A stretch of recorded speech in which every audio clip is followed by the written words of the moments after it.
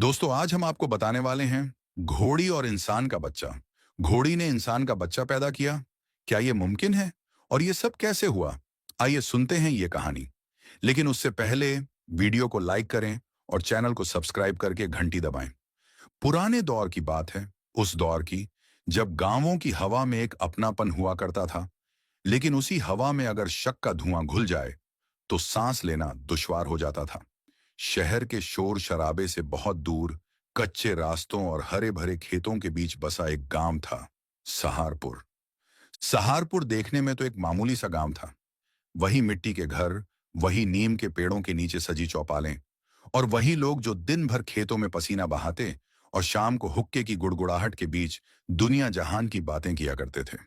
मगर इस गांव के एक कोने में आबादी से जरा हटकर एक ऐसा घर था जिसकी कहानी पूरे गांव से अलग थी।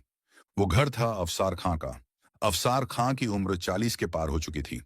सिर के बालों में सफेदी अपनी जगह बना चुकी थी और चेहरे पर वक्त की लकीरें गहरी हो गई थीं। न तो उसके घर में कोई औरत थी, न बच्चों की किलकारियां, और न ही कोई ऐसा रिश्तेदार जो उसका हालचाल लेने आता हो। गांव वाले उसे एक अजीब नजर से देखते थे। कोई उसे सनकी कहता तो कोई बेवकूफ।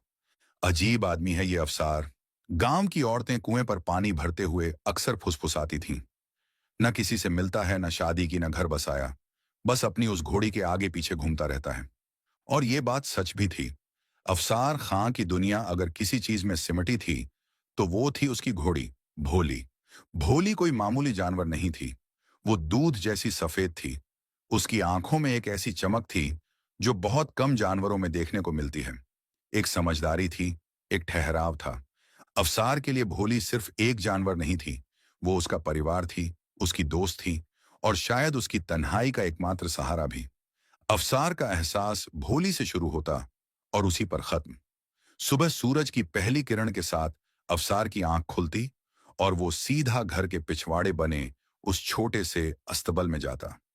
सुबह हो गई मेरी जान, वो भोली की गर्दन पर हाथ फेरते हुए कहता। भोली भी उसकी आहट पहचानती थी। जैसे ही अफसार के कदमों की आवाज आती, वो हल्के से हिनहिनाकर उसका इस्तकबाल करती। अफसार उसके लिए सबसे ताजी घास लाता, उसे नहलाता धुलाता। उसके सफेद बदन पर जब पानी पड़ता तो वो किसी संगमरमर के पत्थर जैसी चमकने लगती। अफसार घंटों उससे बातें करता। आज गांव में भूरा चाचा ने फिर मुझे टोका। अफसार भोली के बाल संवारते हुए बड़बड़ाता। कह रहे थे शादी क्यों नहीं की। अब उन्हें कौन समझाए किससे दिल का रिश्ता जुड़ जाए, चाहे वो दो पैरों वाला इंसान हो या चार पैरों वाला जानवर। भोली उसकी बातें ऐसे सुनती जैसे वो सब समझ रही हो। कभी कभी वो अपना सिर अफसार के कंधे पर रख देती, मानो कह रही हो, मैं हूं ना, फिक्र मत करो। गांव के मर्द जब चौपाल पर बैठते तो अफसार उनके मजाक का जरिया होता। भूरा चाचा अपनी मूंछों पर ताव देते हुए कहते, अरे भाई, सुना है लैला मजनू के किस्से होते थे, हीर रांझा के होते थे। हमारे गांव में तो अफसार और उसकी घोड़ी के किस्से हैं। आदमी को औरत से इश्क होता है, इसे जानवर से हो गया है। लोग ठहाके लगाते। किसी ने कहा, भाई, अकेलापन आदमी का दिमाग फिरा देता है। जब घर में बात करने को कोई ना हो तो आदमी दीवारों से बात करता है। ये तो फिर भी घोड़ी है। लेकिन अफसार को इन बातों से कोई फर्क नहीं पड़ता था। वो अपनी ही दुनिया में मग्न था।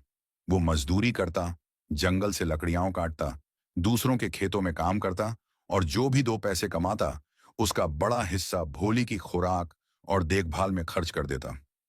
खुद सूखी रोटी खा लेता, मगर भोली को हरी घास और चना खिलाने में कभी कंजूसी नहीं करता। वक्त अपनी रफ्तार से गुजर रहा था, लेकिन फिर एक दिन जिंदगी ने करवट बदली। वो गर्मियों के दिन थे। अफसार ने महसूस किया कि भोली कुछ बदल रही है। वो जो हमेशा चहकती रहती थी, अब सुस्त रहने लगी थी। उसकी सफेद चमड़ी के नीचे कुछ अजीब सी हलचल थी। वो खाना कम खा रही थी और उसका पेट धीरे धीरे फूलने लगा था। अफसार पहले तो समझा कि शायद ज्यादा खा लेने से या किसी बीमारी से ऐसा हो रहा है। उसने देसी नुस्खे अपनाए, पेट पर हींग का लेप लगाया, अजवाइन का पानी पिलाया। वो रात रात भर उसके पास जागता। क्या हुआ है तुझे भोली, बता ना। वो उसकी आंखों में देखता। तुझे दर्द हो रहा है? मैं क्या करूं? भोली सिर्फ अपनी बड़ी बड़ी काली आंखों से उसे देखती, जिनमें अब एक अजीब सा खौफ और दर्द तैरने लगा था। हफ्ते बीते, महीने बीते।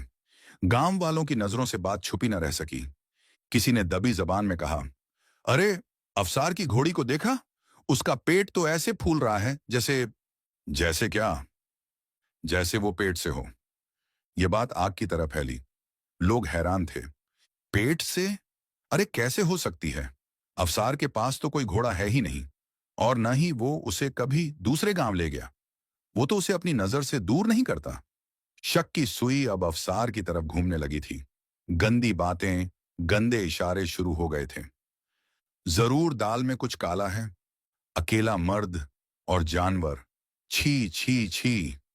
अफसार इन बातों से बेखबर था, या शायद बेखबर रहने का नाटक कर रहा था, क्योंकि उसकी अपनी जान हलक में अटकी थी। भोली की हालत दिन ब दिन बिगड़ती जा रही थी। वो अब उठ भी नहीं पाती थी, बस लेटी रहती और जोर जोर से सांसें लेती। फिर वो काली रात आई जिसने अफसार की जिंदगी को तहस नहस कर दिया। भादों का महीना था। आसमान में काले बादल छाए हुए थे और हवा रुक सी गई थी। उमस इतनी थी कि सांस लेना भारी लग रहा था। आधी रात का वक्त था।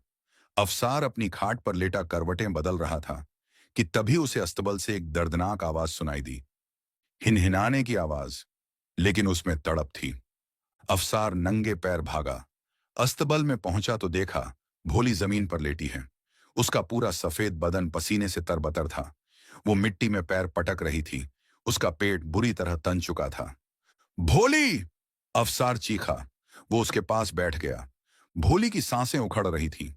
उसकी आंखों से पानी बह रहा था।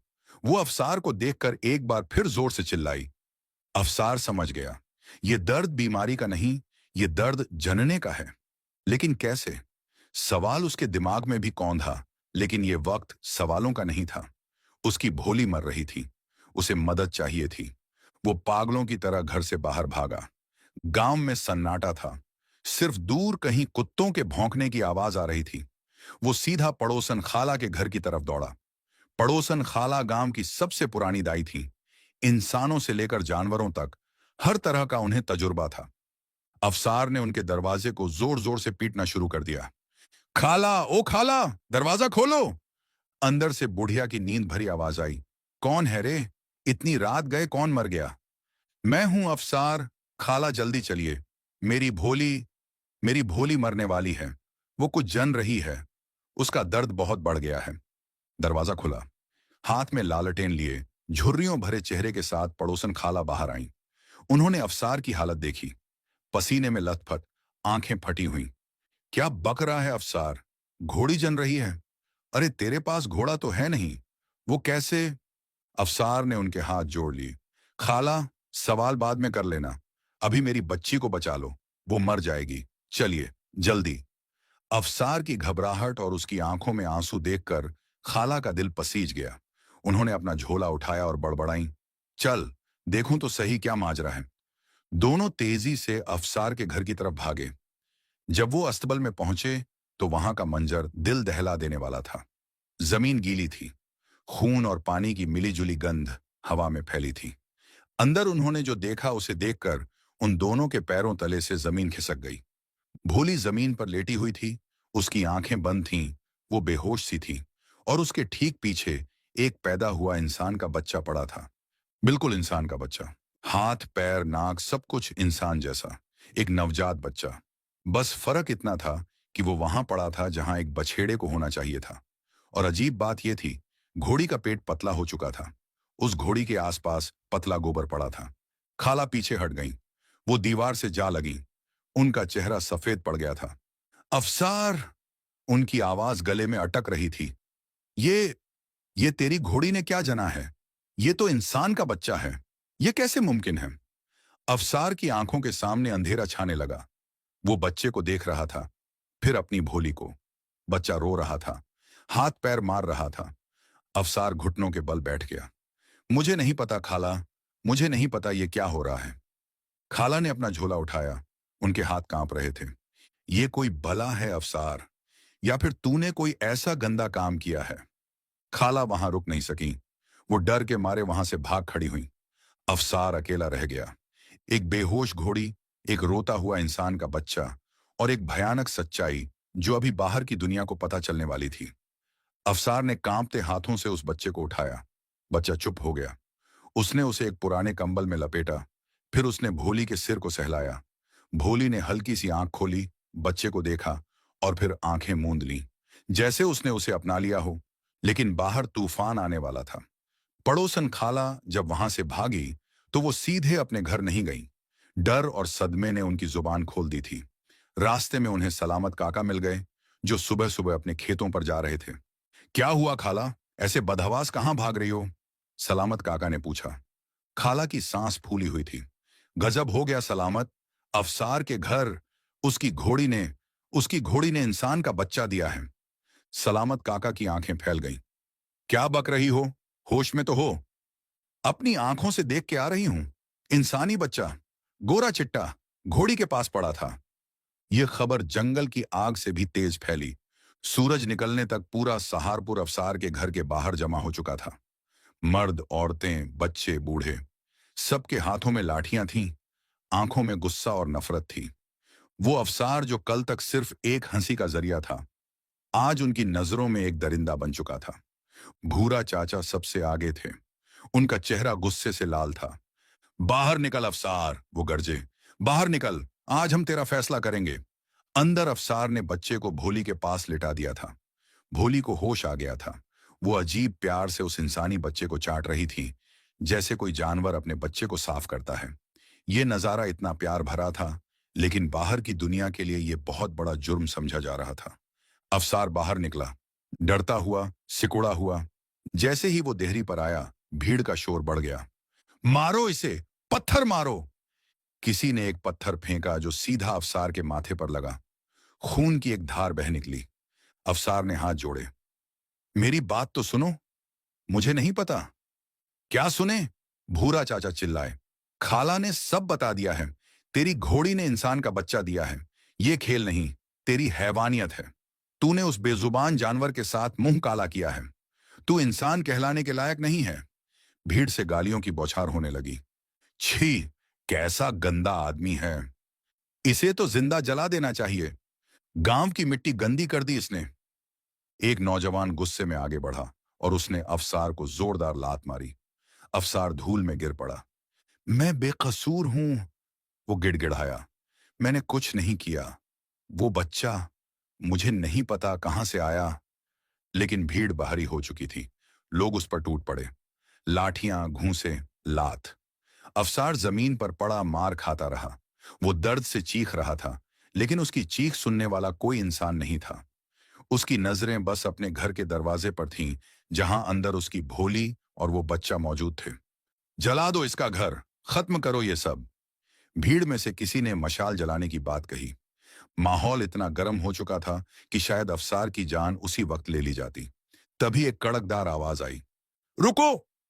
भीड़ थम गई। लाठियां हवा में रुक गईं। ये आवाज सलामत काका की थी, गांव के सबसे बुजुर्ग और समझदार आदमी। सलामत काका भीड़ को चीरते हुए आगे आए। उन्होंने जमीन पर पड़े खून से लथपथ अफसार को देखा, फिर गुस्साई भीड़ को। क्या कर रहे हो तुम लोग? जानवर बन गए हो? सलामत भाई, आप इसे बचा रहे हैं? भूरा चाचा ने एतराज किया। इसने जो किया है वो माफी के लायक नहीं है। सलामत काका ने अफसार को सहारा देकर उठाया। जो इसने किया है या नहीं किया है, उसका फैसला भीड़ नहीं करेगी, उसका फैसला पंचायत करेगी। उन्होंने भीड़ की आंखों में आंखें डालकर कहा, बिना पूरी बात जाने, बिना सबूत के किसी की जान ले लेना इंसाफ नहीं है। माना कि बात अजीब है, घोड़ी के पास इंसान का बच्चा मिलना नामुमकिन है। लेकिन क्या तुमने अपनी आंखों से देखा है कि यह बच्चा घोड़ी के पेट से ही निकला है, या सिर्फ खाला की बात पर इसे मारने चले आए? खाला भीड़ में से बोली, मैंने उसे वहां पड़े देखा था सलामत, खून और झिल्ली में लिपटा हुआ। सलामत काका ने सिर हिलाया। ठीक है, बात गंभीर है, लेकिन हम इसे ऐसे नहीं मारेंगे। कल सुबह बरगद के नीचे पंचायत बैठेगी। जो सजा पंचायत तय करेगी वही होगी। तब तक अफसार अपने घर में ही रहेगा और कोई इसके घर की तरफ आंख उठाकर भी नहीं देखेगा। भीड़ में खुसर पुसर होने लगी। लोग अभी भी गुस्से में थे, लेकिन सलामत काका की बात टालने की हिम्मत किसी में नहीं हुई थी। ठीक है, भूरा चाचा ने थूकते हुए कहा, कल सुबह फैसला होगा। लेकिन याद रख अफसार, अगर तू मुजरिम साबित हुआ तो तुझे ऐसी सजा देंगे कि रूह कांप जाएगी। धीरे धीरे भीड़ छंटने लगी। गालियां देते हुए लोग अपने घरों को लौटने लगे। अफसार, जिसका शरीर जख्मों से भरा था और कपड़े फटे हुए थे, लड़खड़ाता हुआ वापस अपने घर के अंदर गया। उसने दरवाजा बंद किया और वहीं चौखट पर गिरकर रोने लगा। अंदर से फिर बच्चे के रोने की आवाज आई। अफसार घिसटता हुआ अस्तबल में गया। भोली अब बैठी थी। वो उस बच्चे को अपनी गर्दन से सहला रही थी। बच्चा, जिसे भूख लगी थी। अफसार ने यह देखा और उसका दिल भर आया। उसने पास पड़ी एक बकरी का थोड़ा सा दूध निकाला और रुई की बत्ती बनाकर बच्चे के मुंह में डाली। बच्चा दूध पीने लगा। उस रात अफसार नहीं सो पाया। बाहर गांव में उसके नाम की चर्चा हो रही थी। कल उसकी जिंदगी का फैसला होने वाला था। और यहां अंदर वो एक ऐसे बच्चे को देख रहा था जिसकी न मां के बारे में पता था, न बाप के, और न ही कोई पहचान। अफसार ने भोली की सफेद गर्दन पर अपना सिर रखा और सिसकते हुए बोला, ये क्या इम्तिहान है भोली? ये बच्चा कौन है? कहां से आया? और मेरी भोली, तूने इसे कैसे अपना लिया? भोली ने कोई जवाब नहीं दिया, बस अपनी गर्म सांसें अफसार के चेहरे पर छोड़ दी।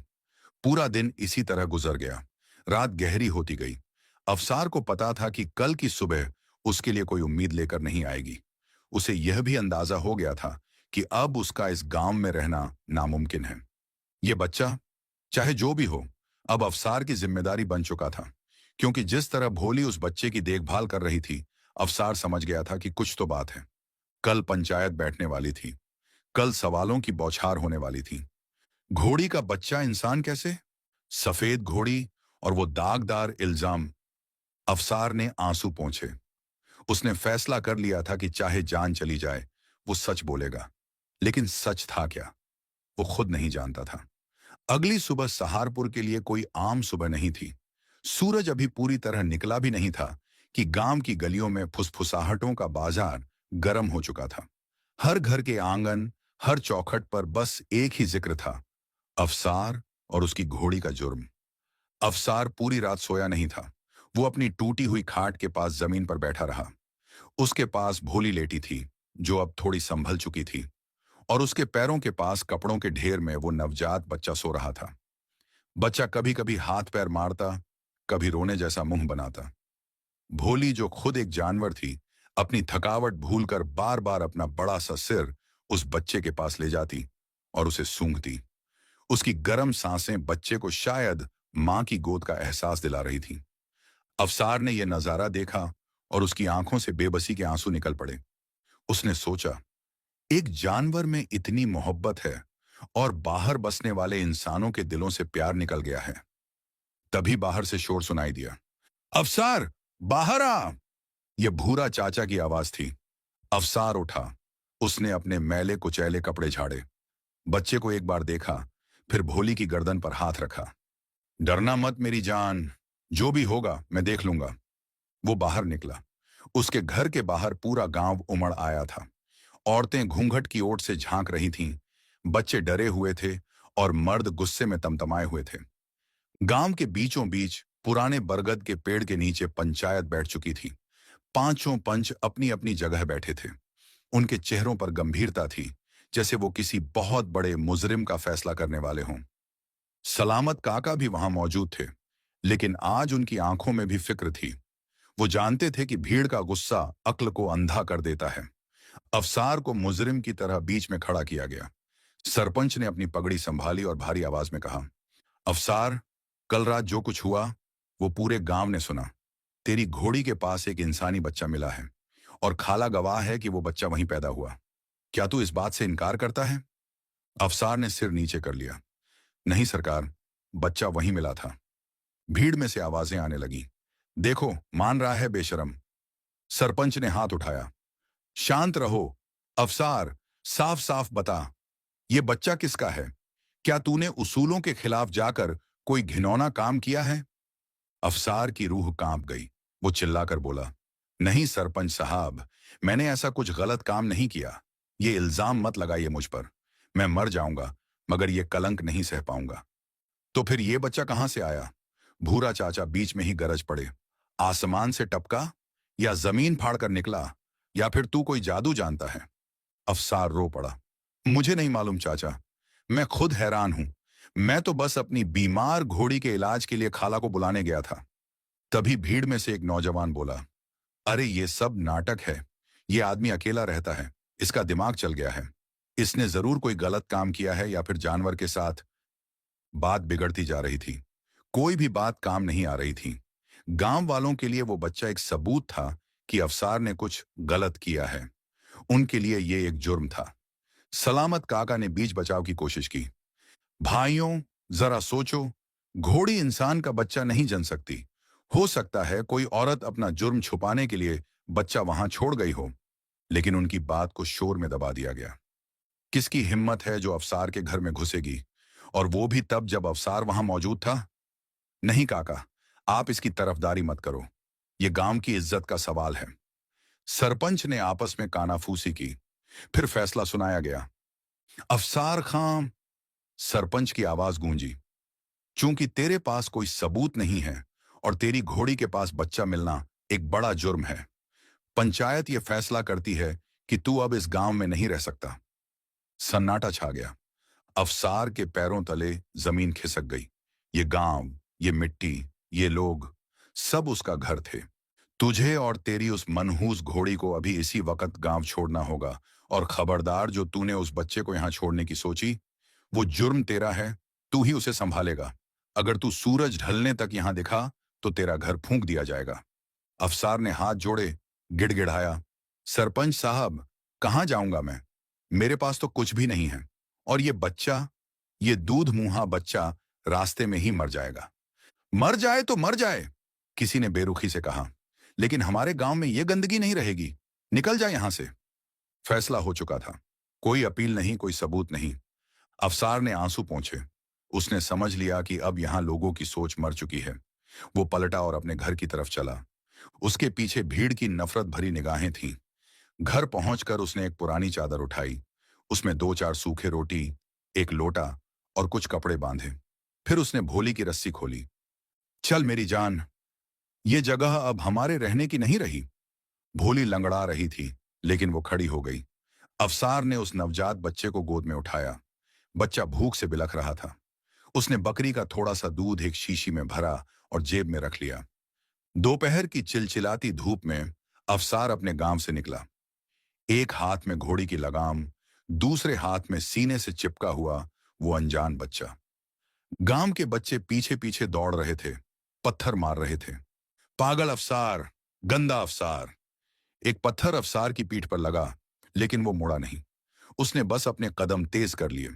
उसने एक बार भी पीछे मुड़कर अपने उस घर को नहीं देखा जिसे उसने अपनी मेहनत से बनाया था। सहारपुर की सरहद पार करते ही सामने एक वीरान जंगल और पत्थरीला रास्ता था। अफसार ने एक लंबी सांस ली। अब बस तू है, मैं हूं, और ये नन्ही जान है भोली। सूरज ढलने तक वो चलते रहे। भोली अब बुरी तरह थक चुकी थी।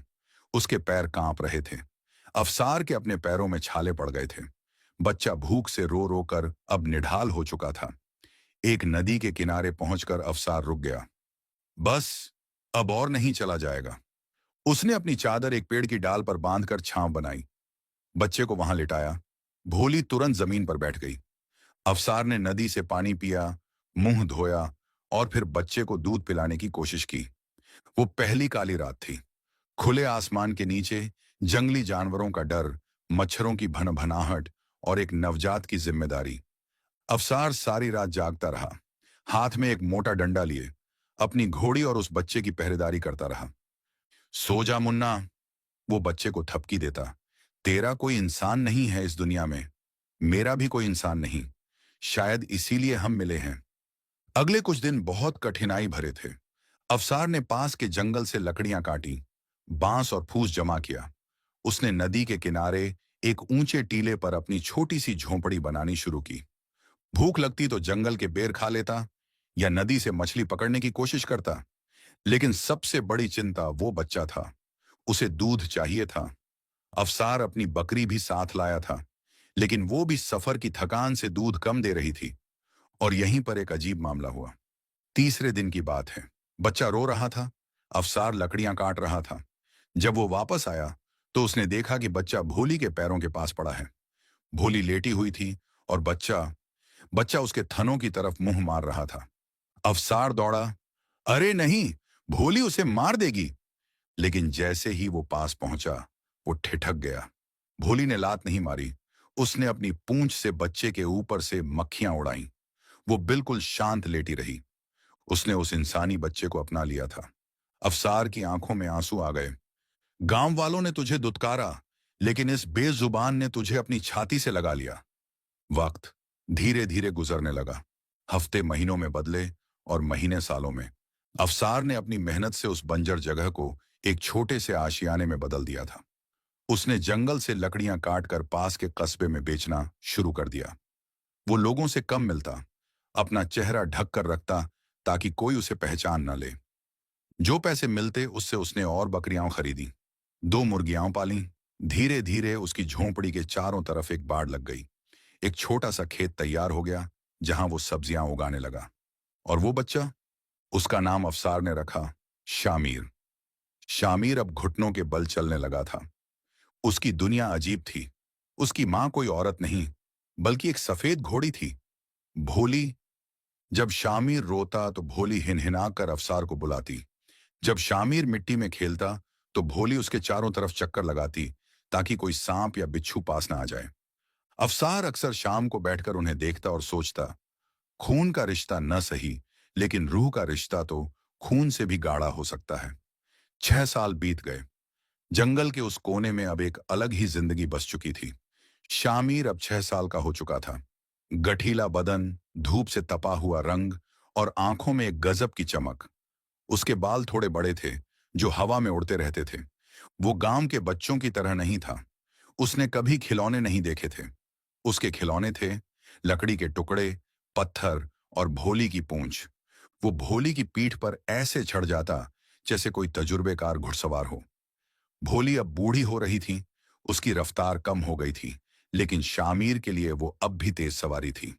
बाबा, देखो! शामिर चिल्लाता हुआ आता। भोली ने आज मुझे नदी पार कराई।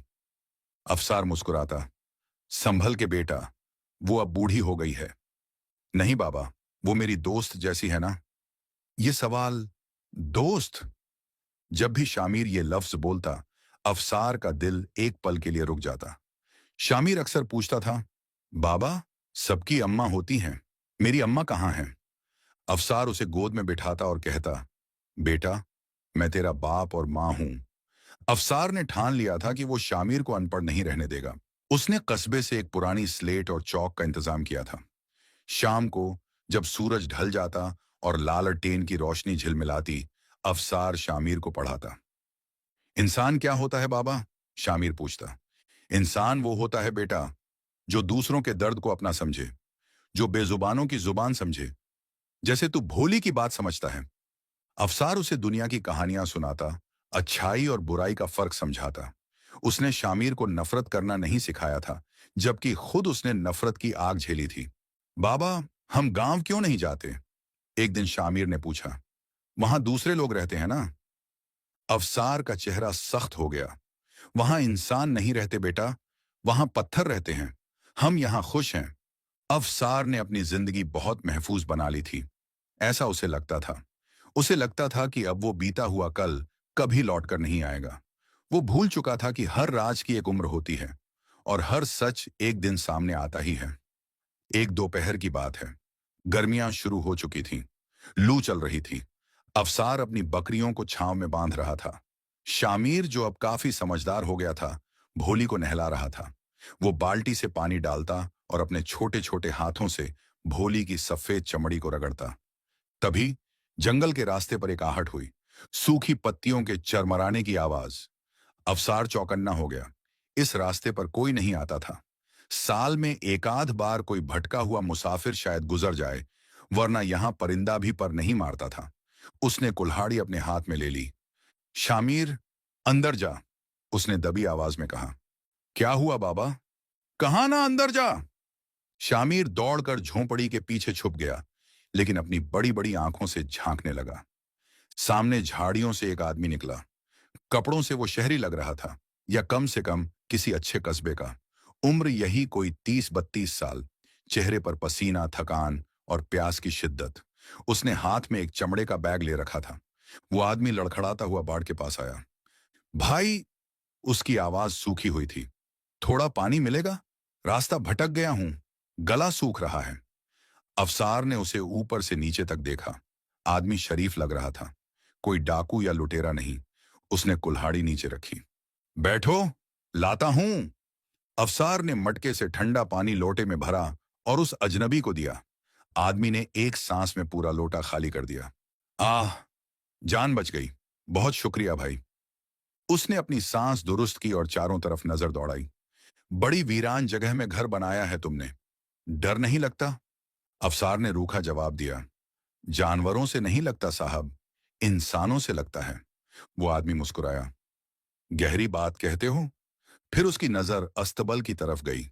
वहां भोली खड़ी थी, सफेद, शांत, और उसके बगल में शामिर खड़ा था, जो अब डर छोड़कर बाहर निकल आया था और उस अजनबी को हैरानी से देख रहा था। जैसे ही उस आदमी की नजर शामिर पर पड़ी, वो एकदम से रुक गया। उसके हाथ से लोटा लगभग छूटते छूटते बचा। वो शामिर को घूरने लगा। शामिर के नैन नक्श, उसका माथा, उसकी आंखें। ये बच्चा, वो आदमी बड़बड़ाया, ये तुम्हारा बेटा है? अफसार का दिल जोर से धड़का। एक अनजाना डर उसके सीने में उठने लगा। जी, मेरा बेटा है। क्यों? वो आदमी अपनी जगह से उठा और धीरे धीरे बाढ़ के करीब गया। वो शामिर को ऐसे देख रहा था जैसे उसने कोई सपना देख लिया हो, या जैसे कोई भूली हुई तस्वीर सामने आ गई हो। क्या नाम है इसका? उसने पूछा। शामिर। शामिर। आदमी ने नाम दोहराया। फिर उसने एक अजीब सा सवाल किया। इसकी उम्र क्या होगी? 6 साल? अफसार के माथे पर पसीना आ गया। ये अजनबी इतने सवाल क्यों कर रहा था? हाँ, 6 साल। आपको क्या काम है? वो आदमी संभला। उसने अपनी हैरानी छुपाई। नहीं, कुछ नहीं, बस बहुत प्यारा बच्चा है। इसकी शक्ल, खैर छोड़ो। उसने जेब से कुछ पैसे निकालने चाहे, लेकिन अफसार ने मना कर दिया। पानी का पैसा नहीं लेते हम। शुक्रिया भाई, उस आदमी ने कहा। मेरा नाम तलमीर है। मैं पास के कस्बे में नया आया हूं, अपनी बीवी के साथ। कभी उधर आना हो तो मिलना। जाते जाते तलमीर एक बार फिर मुड़ा। उसकी नजरें फिर से शामिर पर टिकीं और फिर भोली पर। उसकी आंखों में एक शक, एक सवाल और एक अजीब सी पहचान तैर रही थी। वो चला गया, लेकिन अफसार जानता था कि यह मुलाकात यहीं खत्म नहीं हुई है। हवा का रुख बदल चुका था। शामिर दौड़कर अफसार के पास आया। बाबा, वो चाचा मुझे ऐसे क्यों देख रहे थे? अफसार ने उसे सीने से लगा लिया। कुछ नहीं बेटा, बस ऐसे ही। लेकिन अफसार का दिल कह रहा था कि वो तूफान, जिसे वो 6 साल पहले पीछे छोड़ाया था, अब वापस उसकी देहरी पर दस्तक देने वाला है। उसे नहीं पता था कि वो तलमीर कौन था, और उसे ये भी नहीं पता था कि तलमीर की बीवी का नाम अरूप था। वही अरूप, जिसकी कहानी इस जंगल के सन्नाटे में गूंजने वाली थी। उस अजनबी तलमीर के जाने के बाद जंगल में फिर से वही खामोशी छा गई थी। लेकिन अफसार के दिल का शोर अब थमने का नाम नहीं ले रहा था। अफसार रात भर सो नहीं सका। वो अपनी खाट पर लेटा करवटें बदलता रहा। बाहर अस्तबल में भोली भी बेचैन थी। वो बार बार जमीन पर पैर पटक रही थी। शामिर बेखबर होकर सो रहा था। उसके चेहरे पर सादगी थी। अगली सुबह सूरज हमेशा की तरह निकला, लेकिन हवा में एक अजीब सा भारीपन था। अफसार ने बकरियों को चारा डाला, मुर्गियों को दाना दिया, लेकिन उसकी नजर बार बार उसी पगडंडी पर जा टिकती थी जहां से कल वो अजनबी आया था। दोपहर होते होते उसका शक यकीन में बदल गया। दूर धूल उड़ती दिखाई दी। इस बार एक नहीं, दो साए थे। एक वही आदमी, तलमीर, और उसके साथ एक औरत। अफसार का कलेजा मुंह को आ गया। उसने कुल्हाड़ी कसकर पकड़ ली। शामिर, उसने आवाज दी। बेटा, भोली के पास ही रहना, कहीं मत जाना। वे दोनों धीरे धीरे बाढ़ के करीब आए। तलमीर ने एक कुर्ता पायजामा पहन रखा था और उसके चेहरे पर एक अजीब सी गंभीरता थी। लेकिन अफसार की नजरें उस औरत पर जम गईं। उसने दुपट्टा ओढ़ रखा था। उम्र यही कोई 28-30 साल। रंग सांवला सलोना, लेकिन आंखों में ऐसा दर्द जैसे बरसों से कोई समंदर थामे बैठी हो। वो औरत अरूप थी। बाढ़ के पास आते ही अरूप के कदम लड़खड़ा गए। उसकी नजरें पागलों की तरह इधर उधर तलाश रही थीं और फिर उसे वो दिख गया, अस्तबल के पास, भोली की सफेद टांगों के पास खड़ा नन्हा शामिर। अरूप के मुंह से एक चीख जैसी सिसकी निकली। उसने अपना मुंह दोनों हाथों से ढक लिया। उसके घुटने कांपने लगे और वो वहीं जमीन पर बैठ गई। अफसार समझ गया, ये कोई मुसाफिर नहीं थे, ये वही तूफान था जिसका उसे डर था। अफसार ने कुल्हाड़ी नीचे नहीं रखी। वो आगे बढ़ा और कड़कती आवाज में पूछा, कौन हो तुम लोग और यहां क्या करने आए हो? तलमीर ने अरूप के कंधे पर हाथ रखा उसे संभालने के लिए, फिर अफसार की तरफ देखा। उसकी आंखों में शर्मिंदगी थी। भाई अफसार, हम कोई दुश्मन नहीं हैं। हम हम सहारनपुर से आए हैं। सहारनपुर? अफसार ने नाम दोहराया, वो नाम जो उसके लिए एक नासूर था। मेरा उस गांव से कोई वास्ता नहीं है, चले जाओ यहां से। तभी अरूप ने सर उठाया। उसकी आंखों से आंसुओं की धारा बह रही थी। वो उठी और अफसार की तरफ हाथ जोड़कर बोली, भाई, वो बच्चा, वो जो वहां खड़ा है। अफसार ने गरज कर कहा, वो मेरा बेटा है। जानती हूं। अरूप की आवाज टूटी हुई थी। तुमने उसे पालकर बेटा बनाया है, लेकिन उसे पैदा मैंने किया है। सन्नाटा छा गया, ऐसा सन्नाटा कि जंगल की हवा भी थम गई। अफसार को लगा जैसे किसी ने उसके सीने में खंजर घोंप दिया हो। क्या बक रही हो? वो पीछे हटा। तुम पागल हो गई हो। वो मेरी भोली का, वो मेरा, वो मेरी कोख का है अफसार भाई। अरूप चिल्ला पड़ी। वो अब खुद को रोक नहीं पा रही थी। वो दौड़कर बाड़ के अंदर आ गई। शामिर डर गया। वो भोली के पीछे छुप गया। भोली ने भी कान खड़े कर लिए और जोर से हिनहिनाई, जैसे वो उस औरत को धमकी दे रही हो। अरूप घुटनों के बल बैठ गई, हाथ फैलाकर शामिर को बुलाने लगी। बेटा, मेरे पास आ, मत डर। मैं तेरी मां हूं। शामिर ने अफसार की तरफ देखा। बाबा, ये कौन है? अफसार पत्थर की तरह खड़ा था। 6 साल पहले की वो काली रात उसकी आंखों के सामने नाचने लगी। वो दर्द, वो खून, वो बच्चा, और आज ये औरत। कड़ियां जुड़ने लगी थीं। अफसार ने गहरी सांस ली। उसने अपनी कुल्हाड़ी फेंक दी। शामिर, उसने भारी आवाज में कहा, डरो मत, इधर आओ। अफसार ने अरूब और तलमीर को पास बुलाया। बैठो, उसने हुक्म दिया। अगर दावा करने आए हो तो पहले सच बताओ, वो सच जो 6 साल से मेरे सीने में दबा है। ये बच्चा मेरी घोड़ी के पास कैसे आया? किसने रखा? क्यों रखा?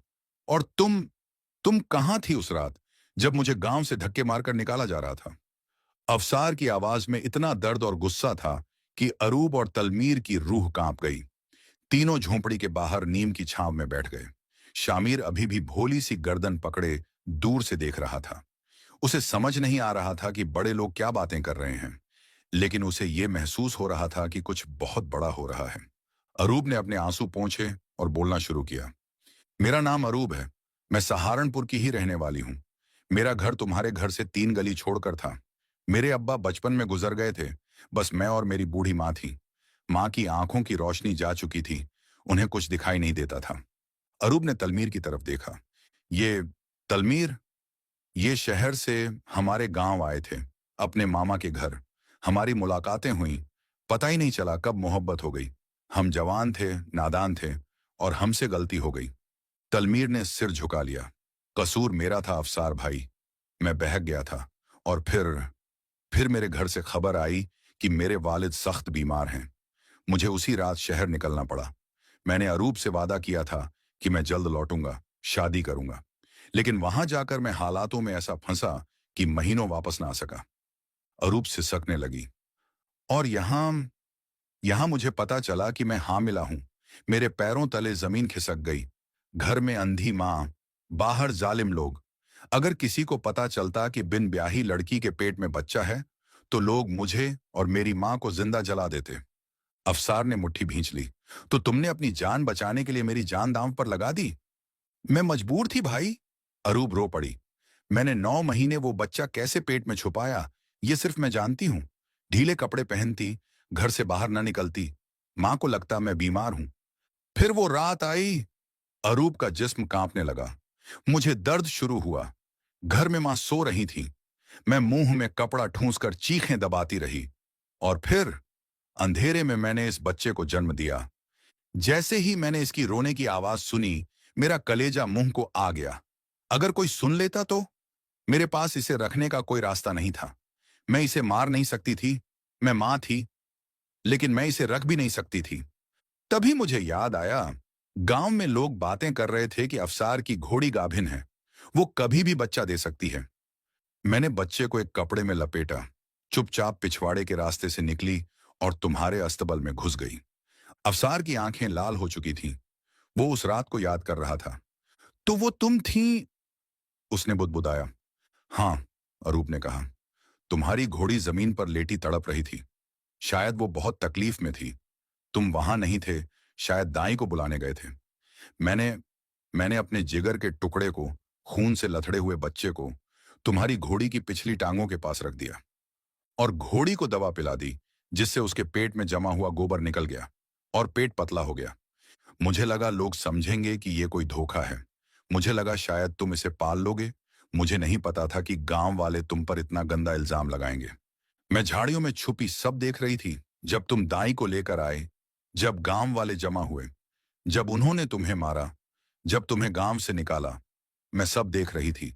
मेरी रूह मुझे धिक्कार रही थी, लेकिन मेरे पैर डर के मारे जम गए थे।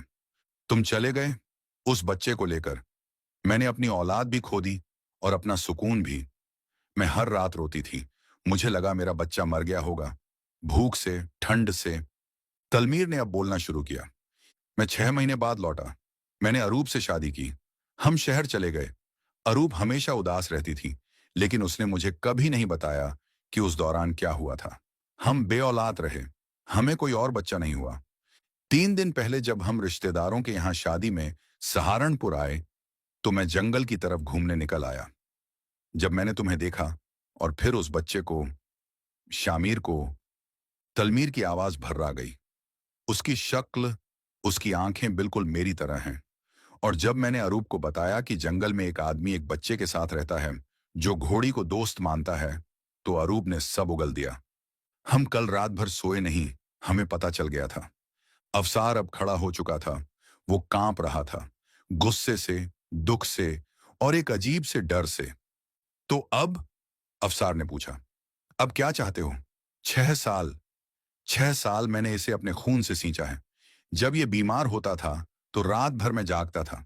जब इसे भूख लगती थी तो मैंने अपने हिस्से की रोटी इसे खिलाई। इसने पहला लफ्ज बाबा बोला, और वो बाबा मैं हूं, तुम नहीं। अफसार की आवाज ऊंची हो गई। तुम लोग कायर हो। तुम अपनी इज्जत बचाने के लिए चुप रहे और मेरी इज्जत की धज्जियां उड़ने दी। मुझे जानवर कहा गया, और आज, आज जब ये पौधा पेड़ बन गया तो तुम उसके फल खाने आ गए। अरूप दौड़कर अफसार के पैरों में गिर गई। नहीं भाई, नहीं। हम इसे छीनने नहीं आए। हम तो बस हम तो बस माफी मांगने आए हैं। हमें लगा था वो मर गया होगा। उसे जिंदा देखकर, इतना हट्टा कट्टा देखकर मेरा बांध टूट गया।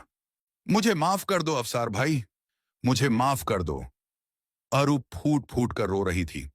अफसार ने उसे उठाया नहीं। वो बस आसमान की तरफ देखता रहा। उसकी नजर शामिर पर पड़ी। शामिर अब बाढ़ के पास खड़ा था, डरा हुआ। बाबा, उसने धीरे से पुकारा। अफसार का दिल पिघल गया। उसने गहरी सांस ली और अरूप से कहा, उठो, रोना धोना बंद करो। जो होना था वो हो गया। तुमने जो किया वो कोई मां ही कर सकती है, या कोई बहुत मजबूर इंसान। मैं तुम्हें कुछ नहीं कहूंगा, क्योंकि अगर तुमने वो ना किया होता तो मेरी जिंदगी में शामिर ना आता, और शामिर के बिना मैं शायद अब तक मर चुका होता। अफसार ने तलमीर की तरफ देखा। तलमीर साहब, तुम मर्द हो। देर से आए, लेकिन आए तो सही। ये बच्चा तुम्हारा खून है, ये सच है, लेकिन इसका बाप मैं हूं, ये भी सच है। तलमीर ने कहा। मैं मानता हूं अफसार भाई, जो तुमने कमाया है वो हम नहीं कमा सकते। माहौल थोड़ा शांत हुआ। अफसार ने शामिर को पास बुलाया। इधर आओ बेटे। शामिर धीरे धीरे आया और अफसार की टांग से चिपक गया। अफसार ने अरूप की तरफ इशारा किया।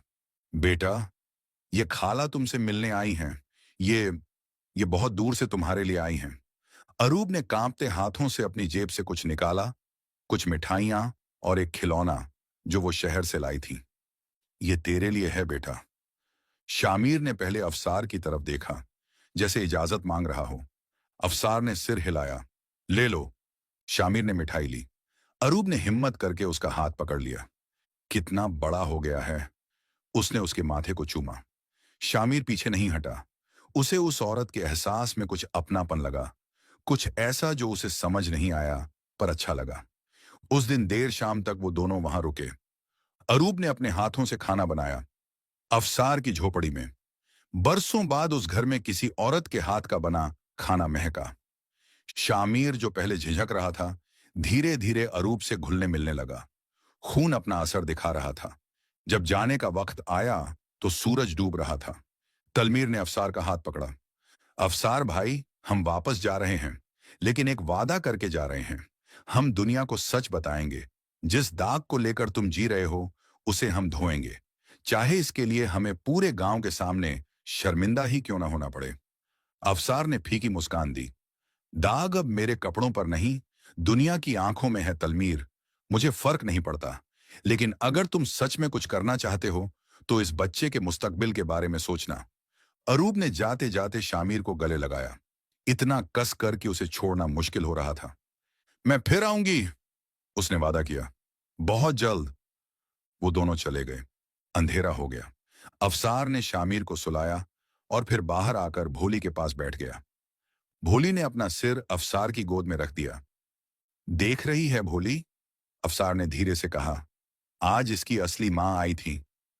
मुझे डर लग रहा है भोली, बहुत डर लग रहा है। आज वो मिलने आए थे, कल वो उसे ले जाने आएंगे। शहर में उसे अच्छा घर मिलेगा, स्कूल मिलेगा, नाम मिलेगा। मैं उसे क्या दे सकता हूं? ये जंगल, ये बदनामी, ये गरीबी।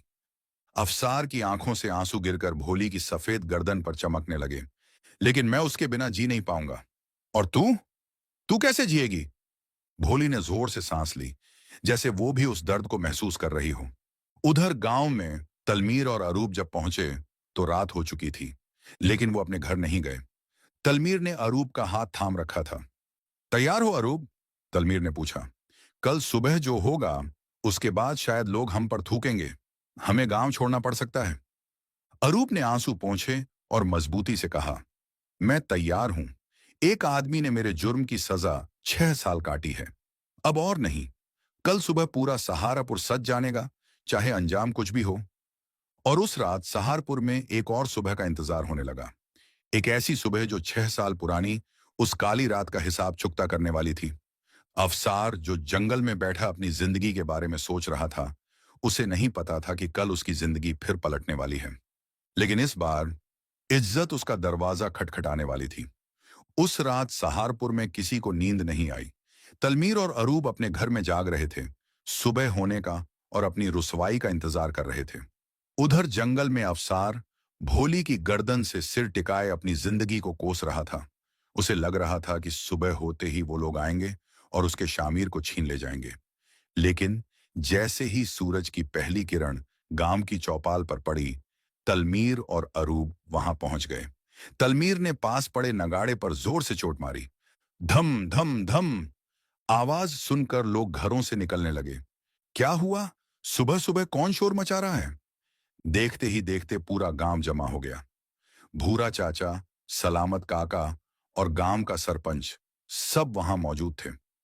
सबकी नजरें तलमीर और अरूप पर थीं, जो सिर लटकाए खड़े थे। तलमीर ने एक गहरी सांस ली और ऊंची आवाज में कहा, सहारपुर वालों, आज मैं वो सच बोलने आया हूं जिसे 6 साल पहले बोल देता तो एक अफसार की जिंदगी बर्बाद नहीं होती। भीड़ में खामोशी छा गई।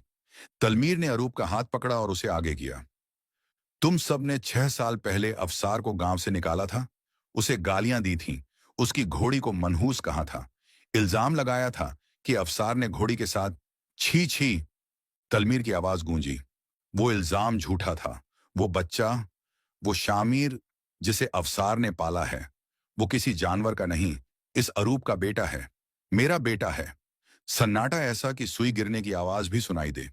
भूरा चाचा का मुंह खुला का खुला रह गया। सरपंच अपनी लाठी पर लटक गए।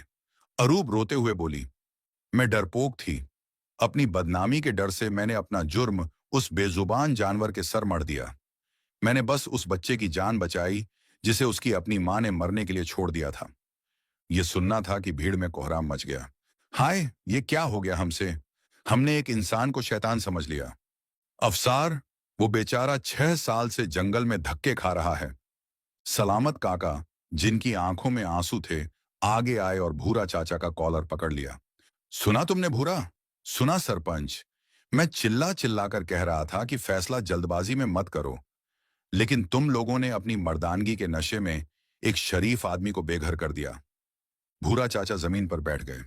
मुझसे बहुत बड़ा जुर्म हो गया काका। पूरे गांव में दुख का माहौल छा गया। औरतें रोने लगी, मर्द खड़े थे। सरपंच ने अपनी पगड़ी उतारी और हाथ में ले ली।